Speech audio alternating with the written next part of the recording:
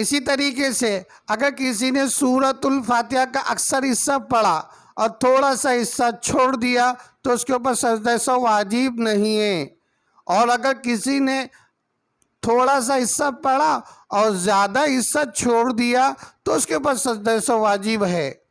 مثال کے طور پر اب 7 آیتیں اس کے اندر ہے تو اس نے 5 آیتیں پڑھا، 2 آیتیں چھوڑ دیا، تو اب یہ کہا جائے گا کہ بھی زیادہ حصہ پڑھ لیا، اب 2 آیتیں چھوٹ گئی تو اس کے اوپر سجدہ سہو واجب نہیں۔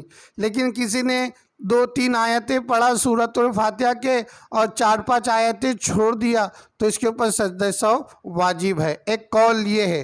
لیکن علامہ طحطاوی رحمۃ اللہ علیہ فرماتے ہیں کہ راجح قول یہ ہے کہ دونوں طریقوں کے اندر سجدہ سہو ہوگا، چاہے زیادہ چھوڑے یا کم چھوڑے، دونوں طریقے میں سجدہ سہو کرنا پڑے گا۔ اور فتویٰ اسی پر ہے کہ دونوں طریقوں میں سے اگر کوئی طریقہ رہ گیا تو اس کے اوپر سجدہ سہو واجب ہے۔ مثلا اگر اس نے زیادہ پڑھا یا کم پڑھا تو دونوں طریقوں کے اندر سجدہ سہو کرنا زیادہ بہتر ہے۔